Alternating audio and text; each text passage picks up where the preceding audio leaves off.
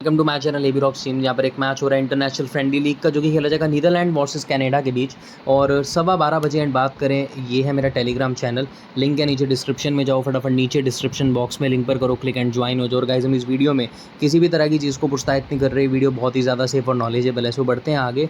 तो दोस्तों, बात करते हैं इस मैच की। देखिए, बहुत ईजी मैच है और इन दोनों टीम्स का मैच आई थिंक पहली बार हो रहा है अब से, जब से फुटबॉल स्टार्ट हुआ है इंटरनेशनल, तब से नीदरलैंड और कनाडा का आई थिंक कोई मैच नहीं हुआ। अब देखो, पहले हुआ हो मुझे नहीं पता, मैं तो अंडर 20 ईयर्स का रिकॉर्ड बता रहा हूँ, उसके अंदर नीदरलैंड एंड कनाडा का कोई head to head record available नहीं है। तो आई थिंक ये फर्स्ट टाइम टीम भिड़ने वाली है जिसमें नीदरलैंड टीम का पलड़ा भारी है। एक तो वो यूरो की काफ़ी मेन टीम है, देखी जाए यूरोप के अंदर नीदरलैंड्स, मैं आपको बताता हूँ, जो एक एक मतलब उसमें है, जैसे कहते हैं ना कि जो जीत सकते, लाइक नीदरलैंड अपना नॉर्वे को हरा सकती है और मतलब नॉर्वे को तो इजीली हरा सकती है, मतलब जबकि वो भी इतनी स्ट्रॉन्ग टीम है, इसलिए मैं इनका कंपैरिजन कर रहा हूँ। ये टीम चाहे तो बड़े से बड़ी टीम को हरा सकती है। मैं नॉर्वे तो चलो आप छोड़ ही दो, अगर आज मैं बात करूँ किसी और टीम की, जब ये टीम वर्ल्ड कप में क्वालिफाई थी तो इन्होंने कई बड़ी टीम्स को भी मात दी थी, लेकिन छोटे मार्जिन से।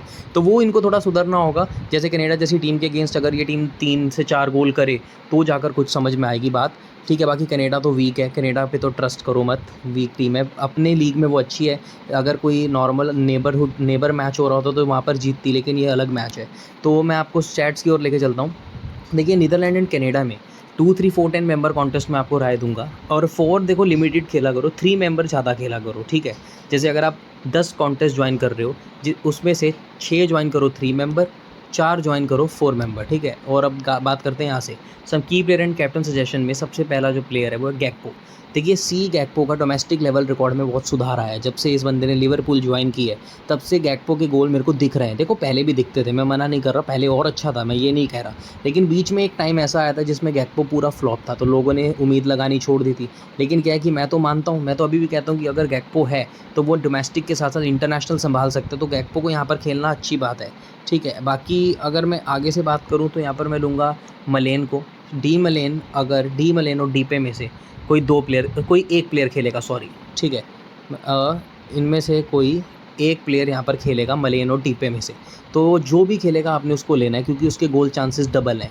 जो भी इन दोनों में से खेलेगा, भले वो डीपे हो भले वो मलेन हो। ठीक है, उसके बाद सिमंस, देखिए डोमेस्टिक लेवल में बहुत चलता है, मतलब डोमेस्टिक में इसको मैंने कैप्टन रख के आई थिंक मैं अब तक जीत रहा हूँ। मैं जितने भी मैचेस में से कैप्टन रखता हूँ, जब भी इसका डोमेस्टिक मैच होता है तो मैं जीतता हूँ, लेकिन आज मैं इस बंदे को ले भी नहीं रहा। द रीज़न इज़ इंटरनेशनल में ना चलना। कई प्लेयर होते हैं ऐसा जो डोमेस्टिक में बहुत अच्छा करते हैं और जब इंटरनेशनल में आने की बात आती है तो बस वहीं ख़त्म।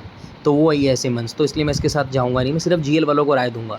उसके बाद वियरमैन की बात करें, वियरमैन को लेना है। वियरमैन को यहाँ पर जगह मिली, बहुत अच्छी बात है। मैं वियरमैन को हमेशा से डोमेस्टिक लीग में देख रहा हूँ, यहाँ पर देख के मेरे को खुशी हुई। मैंने लास्ट मैच भी देखा मार्च का, जिसमें वियरमैन का एक गोल भी था एज अ सब्स्टिट्यूट, तो अच्छा लगा मेरे को।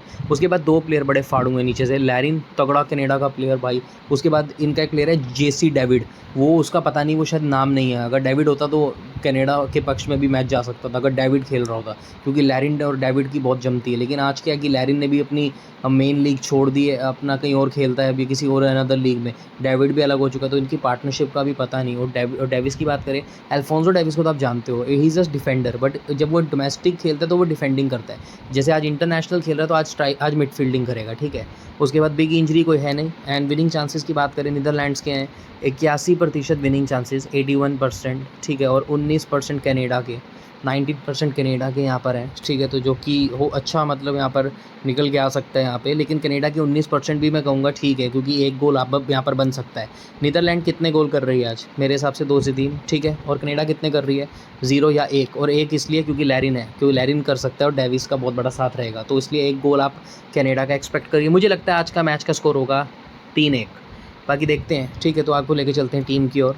अब तो मैं स्ट्राइकिंग की बात करूँ, स्ट्राइकिंग सेक्शन में गैक्पो का बहुत मेन रोल है, और मैंने आपको पहले भी बोला। देखिए, जेसी डेविड खेलता है तो मैं फिर तो बहुत कन्फ्यूजनेबल मैच हो जाएगा ये, क्योंकि मैं डेविड को ले नहीं पाऊंगा, और अगर मैं डेविड लेता हूँ तो छूटेगा लैरिन, तो बहुत बड़ी दिक्कत है यहाँ पर। आपको लग रहा है यह मैच आसान, लेकिन ये आसान तब बनेगा अगर नीदरलैंड साथ देगी, क्योंकि गैक्पो का चलना इस मैच में बहुत ज़रूरी है, और डीपे और मेलेन में से किसी एक को लेना है, और इन दोनों में से जो खेलेगा उसका चलना बहुत ज़रूरी है। ठीक है, तो अभी आप इन दोनों को सेव कीजिए। और लैरिन और डेविड की अगर मैं बात करूं, लैरिन का डोमेस्टिक रिकॉर्ड अब बहुत वीक हो गया है। अगर आप उस नज़रिए से देखते हैं तो डेविड बनता है। जिस हिसाब से लैरिन का डोमेस्टिक रिकॉर्ड चल रहा है भाई, गोल ही नहीं आते। और गोल आते हैं तो ऐसी सिचुएशन में जहाँ उम्मीद नहीं होती, और जब उम्मीद होती है वहाँ फ्लॉप। तो इसलिए मैं लैरिन को रिप्लेस करना चाहता हूँ इसके साथ, और ये रिप्लेसमेंट सिर्फ वही करेंगे जिनमें खौफ नहीं है और जिनके पास बैकअप मनी पड़ी है, क्योंकि मैं आपको राय दूंगा ज़ोर ज़बरदस्ती नहीं है, देख के खेलो, ठीक है। एंड बात करें मिडफील्डिंग की, D Dumfries he is not a proper midfielder, मेरे को नहीं पसंद है, मैं नहीं लेता। जॉर्ज भी को भी मैं नहीं यहाँ पे नहीं ले रहा। टी रेजेंडर्स भी यहाँ पर इतना लाइक नहीं है, क्योंकि वो भी डोमेस्टिक लेवल का ऐसी है, और सिमंस तो वैसे अच्छा है, लेकिन जब बात आ गई इंटरनेशनल की तो ये ख़त्म यहाँ पर। तो यहाँ पर सिर्फ वेयरमैन चलेगा, क्योंकि वेयरमैन को देखा है मैंने, वेयरमैन के साथ चलेगा टी कूप मिनर्स। हाँ, अगर कूप मिनर्स नहीं खेलता तो आप इस मैच में सिमंस को ले लेना, बस इतनी मेरी बात सुन लो। अगर सिमंस को आपने लेना है तो कूप मिनर्स का खेलना ज़रूरी नहीं है, अगर कूप मिनर्स नहीं खेलता तो आप सिमंस को ले लेना, अभी सेव करना है अभी कर लो। एंड आगे बात करें अल्फोंसो डेविस और ओसरोई द ग्रेट असिस्टर। ओसरोई का नाम नहीं लिखा था, लेकिन ये मस्ट पिक है, इसको लेना ही लेना है। और बात करें यहाँ पे डिफेंडिंग की तो विर्गिल वैन डिजिक। विर्गिल वैन डिजिक के बाद डी ब्लाइंड, नाम ब्लाइंड है लेकिन काम तो दूसरे को ब्लाइंड करने का है, बहुत खतरनाक खेलता है।